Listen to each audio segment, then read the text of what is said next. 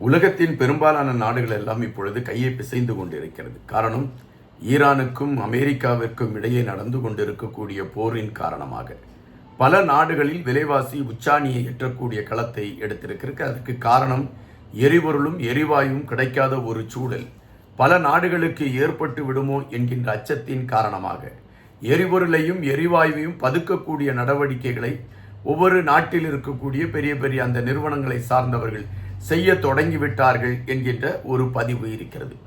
அதே வேளையில் இந்தியாவை பொறுத்தமட்டில் ரிலையன்ஸ் அந்த எரிபொருள்களை அதிகம் தயாரிக்கக்கூடிய ஒரு களத்தை, ஏன்னா அவர்களிடம் அந்த எரிபொருள் தயாரிக்கக்கூடிய எரிவாயு தயாரிக்கக்கூடிய ஒரு சிறப்பு தொழிற்சாலை இயங்கிக் கொண்டிருக்கின்றது.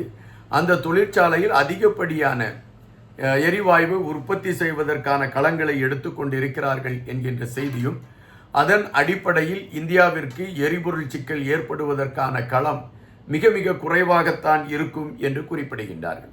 ஆனால் இந்தியாவில் பெரும்பாலான நகரங்களில் இப்பொழுது எரிவாயு கிடைக்காத ஒரு சூழல் தான் நீடித்து கொண்டிருக்கின்றது. குறிப்பாக சமையலுக்கு கிடைக்கக்கூடிய அந்த எரிவாயு கிடைக்காத காரணத்தினால் பெரும்பாலானவர்கள் விறகு அடுப்புகளை தேடி செல்லக்கூடிய களமும், பெரும்பாலான உணவகங்கள் மூடக்கூடிய ஒரு நிலைமையும் நம்மால் பார்க்க முடிகின்றது. எனவே இந்த எரிபொருள் சிக்கல் என்பது இந்தியாவிற்கு மட்டுமல்ல, இலங்கைக்கு கூட எரிபொருள் சிக்கல் ஏற்பட்டு கொண்டிருக்கிறது. இன்னும் 4 நாட்களுக்குத்தான் எரிபொருள் இருக்கும் என்கின்ற செய்திகள் எல்லாம் வருகின்றது. தற்பொழுது இலங்கைக்கு கூட ஒரு கப்பல் மூலம் எரிபொருள் வந்து இறங்கக்கூடிய ஒரு களங்கள் அரங்கேறி இருக்கிறது என்கின்ற செய்தி. ஆனால் அது எத்தனை நாளைக்கு தாக்கு பிடிக்கும் என்கின்ற விடயங்கள் ஒரு பரபரப்பான ஒரு களத்தை நோக்கி நகர்ந்திருக்கிறது. அதுபோல ஈரான் விதித்திருக்கக்கூடிய கட்டுப்பாட்டுகள், ஹர்மோஸ் நீரணையை தன் கைவசம் கையெடுத்திருக்கக்கூடிய ஈரான் அந்த நீரணையை மையப்படுத்தி பயணிக்கக்கூடிய தங்களுக்கு எதிர் நாட்டுகளின் மீதுடைய கப்பல்கள் மீது தாக்குதலை நடத்தி கொண்டிருக்கின்றது. அதுபோல இப்பொழுது ஈரான் அறிவித்திருக்கக்கூடியது, இந்த பகுதிகளை எங்களை மீறி யாரும் செல்வதற்கு நாங்கள் அனுமதிக்க மாட்டோம் என்று அறிவித்திருக்கிறது. ஆனால் இந்தியா இன்னும் சில நாடுகள் நடத்திய பேச்சுவார்த்தையின் அடிப்படையில் அந்த நாடுகளுடைய கப்பல்கள் செல்வதற்கான ஒரு களத்தை திறந்து விட்டிருக்கிறது ஈரான் என்பதாகத்தான் நம்மால் பார்க்க முடிகின்றது. காரணம், தற்பொழுது இந்தியாவில் வந்து இப்பொழுது எல்பிஜி டேங்கர் அந்த ஏற்றிக்கொண்டு கப்பல் நந்தா தேவி என்கின்ற கப்பல் இப்பொழுது இந்தியாவிற்குள் வந்திருக்கிறது. குஜராத் பகுதியில் அந்த கப்பல் வந்து இறங்கியிருக்கிறது.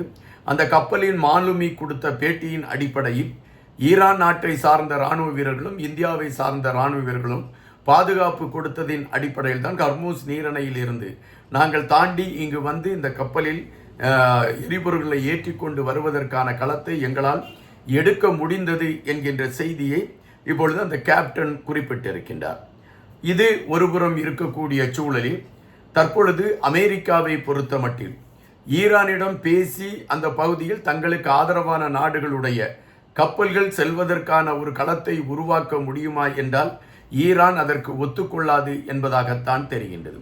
அதுபோல ஒருவேளை ஈரான் நீங்கள் செல்லலாம் என்று அறிவித்தால் கூட ஈரானுக்கு ஆதரவாக இருக்கக்கூடிய தீவிரவாத அமைப்புகள் அந்த கப்பல்கள் அங்கு செல்வதற்கான களத்திற்கு அவர்கள் ஒத்துழைப்பார்களா என்கின்ற கேள்வி எழும்புகிறது.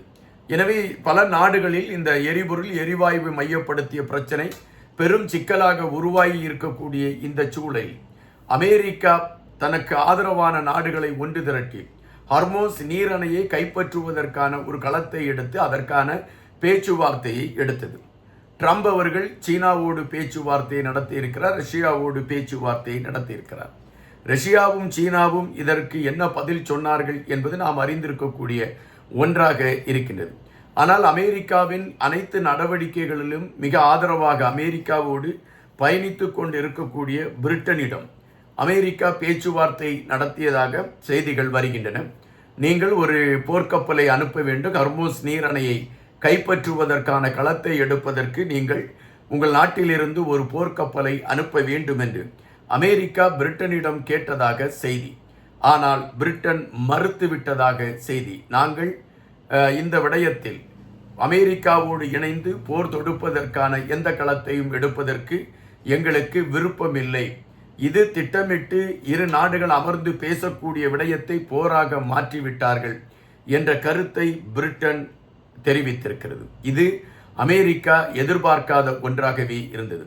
முன்பு கூட போர் ஆரம்பித்த காலகட்டங்களில் பிரிட்டனில் இருந்து தாக்குதலை நடத்துவதற்கு அமெரிக்கா அனுமதி கேட்டபொழுது அப்பொழுதும் பிரிட்டன் மறுத்துவிட்டது.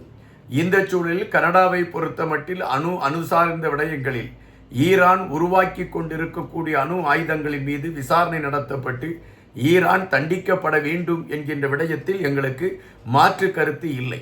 ஆனால் ஈரான் மீது போர் தொடுப்பதற்கு அமெரிக்காவோடு கூட்டிணைந்து நாங்கள் பயணிப்பதற்கு எல்லளவும் நாங்கள் விரும்பவில்லை என்று கனடா இப்பொழுது அறிவித்திருக்கிறது. அதுபோல ஜப்பானும் இதற்கு மறுப்பு தெரிவித்து விட்டது. நேட்டோ நாடுகளும் ட்ரம்பின் இந்த கோரிக்கையை நிராகரித்து விட்டது என்றுதான் சொல்லப்படுகின்றன. அப்படி என்றால் இப்பொழுது அமெரிக்கா ஒரு பெரிய சிக்கலை நோக்கி தான் நகர்ந்து கொண்டிருக்கிறது என்பதாகத்தான் நம்மால் பார்க்க முடிகின்றது.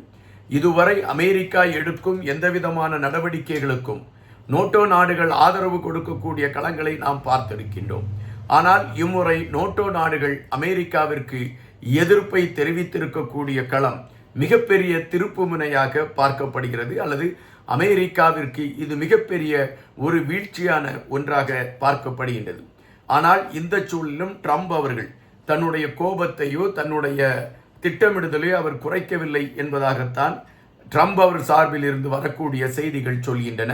ட்ரம்ப் இப்பொழுது என்ன சொல்கின்றார் என்றால், என்னுடைய ஆட்சியில் கியூபாவை கையகப்படுத்திவிட்டேன் என்கின்ற பெருமிதம் ஏற்படும் என்று இன்னொரு பீதியை கிளப்பியிருக்கிறார். எப்படி வெனின்சுலா நாட்டிற்குள் அமெரிக்காவின் இராணுவத்தை அனுப்பி வெனின்சுலா நாட்டின் அதிபரை கைது செய்து நியூயார்க் நீதிமன்றத்தில் நிறுத்தி அவரை சிறையில் அடைத்திருக்கிறதோ, அதுபோன்று கிரீன்லாந்தையும் கையகப்படுத்துவதற்கான முயற்சிகளை அமெரிக்கா எடுத்த பொழுது அதற்கு கடும் எதிர்ப்பு உருவான காரணத்தினால் அமெரிக்கா அமைதியான களங்களை நம்மால் பார்க்க முடிகின்றது. இப்பொழுது ஈரானுக்கும் அமெரிக்காவிற்கும் இடையே போர் நடந்து கொண்டிருக்கக்கூடிய இந்த சூழலில் அமெரிக்கா கியூபாவை கையகப்படுத்துவேன் என்று சொல்லக்கூடிய விடயம் ஒட்டுமொத்தமாக ஒரு போர் சூழலோடு இந்த உலகம் பயணிக்க வேண்டும் என்று அமெரிக்கா விருப்பப்படுகிறதா என்ற கேள்விதான் எழும்புகின்றன. எனவேதான் அமெரிக்காவோடு பயணித்து கொண்டிருக்கக்கூடிய பெரும்பாலான நாடுகள் அமெரிக்காவின் கோரிக்கையை நிராகரித்துவிட்டு ஹொர்மோஸ் நீரணையை கைப்பற்றுவதற்கு போர் கப்பல்களை அனுப்பக்கூடிய அந்த உடன்பாடுகளிலிருந்து விலகி நிற்கிறது என்கின்ற செய்திகள் வருகின்றன. அப்படி விலகி நிற்கக்கூடிய இந்த களங்கள் அமெரிக்காவிற்கு ஒரு பாரிய சிக்கலாக மாறும் என்பதை விட தொடர்ச்சியாக அமெரிக்கா வீழ்ச்சியை நோக்கிய ஒரு களத்தை நோக்கி சென்றுவிடும் என்கின்றார்கள் அரசியல் விமர்சகர்கள்.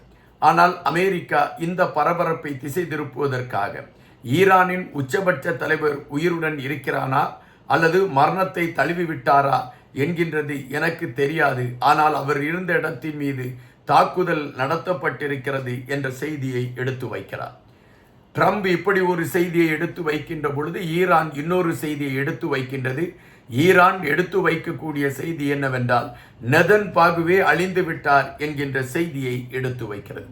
இரு நாடுகளும் மாறி மாறி தங்களுடைய தலைவர்கள் இறந்து விட்டார்கள் என்கின்ற செய்திகள் சொல்லப்படுகின்ற அதே வேளையில் ஹர்மோஸ் நீரணையை பாதுகாப்பதற்கான களங்களோடு பயணிப்பதற்கு அமெரிக்காவோடு கைகோர்ப்பதற்கு பெரும்பாலான நாடுகள் முன்வரவில்லை என்கின்ற தகவலையும் இங்கு நாம் அழுத்தமாக பதிவிட வேண்டியதாக இருக்கின்றது. காத்திருங்கள். தற்பொழுது நடந்து கொண்டிருக்கக்கூடிய அரசியல் சார்ந்த களங்களில் இன்னும் என்னென்ன மாற்றங்கள் உருவாவதற்கான ஒரு சூழல் எட்ட இருக்கிறது என்கின்ற பல விடயங்களை குறித்த செய்திகளை நாம் பார்க்கலாம். எனவே காத்திருங்கள். எங்களுடைய வலையொலியை பகிர்ந்தளியுங்கள். தொடர்ச்சியாக நாங்கள் வெளியிடக்கூடிய காணொளிகள் உங்களை வந்து அடைவதற்கான ஒரு களத்தை எட்டும். நன்றியுடன் இன்பா.